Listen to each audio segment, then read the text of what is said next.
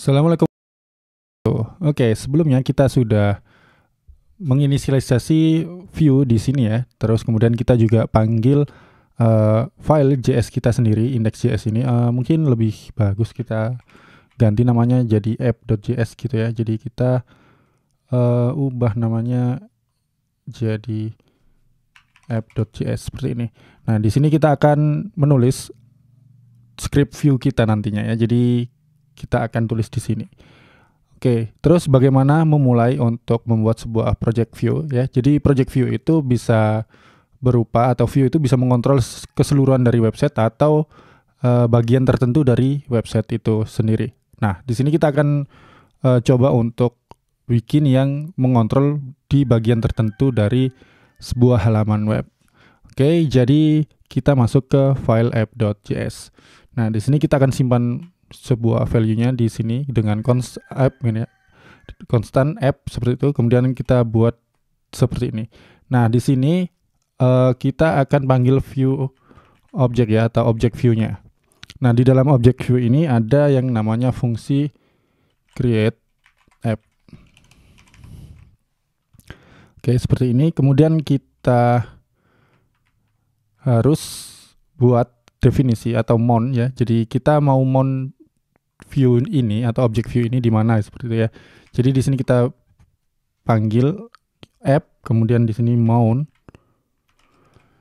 Kemudian di sini adalah selector ya. Misalnya nanti kita mau mount ini di ID app seperti ini atau di elemen dengan ID app seperti itu. Jadi kita akan buat sebuah elemen dengan ID app di halaman index.html ini ya. Jadi nanti misalnya di sini kita akan buat sebuah div dengan ID app. Jadi view akan mengontrol apapun yang ada di dalam elemen ini.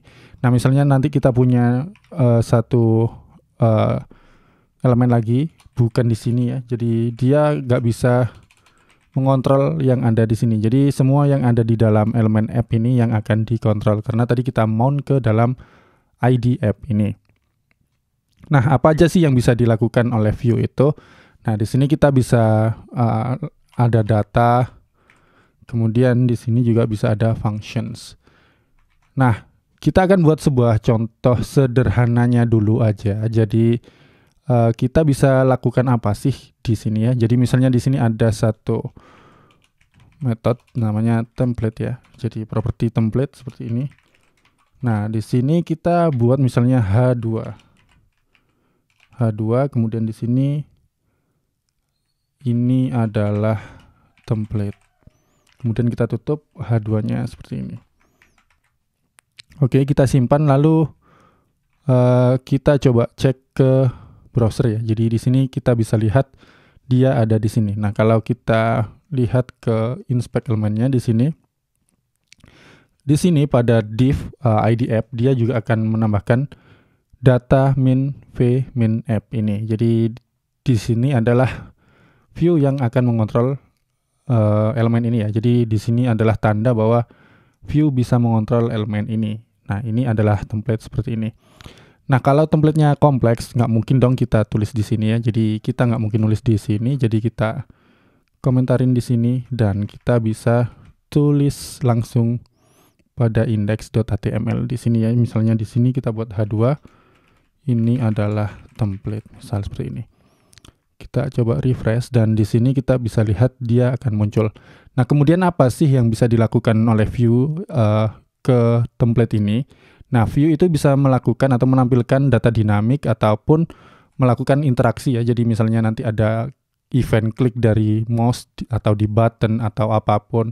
Jadi view bisa menghandle hal tersebut pada elemen ini atau pada template ini. Oke, kita akan lanjutkan untuk pembahasan tentang template dan data di bagian berikutnya.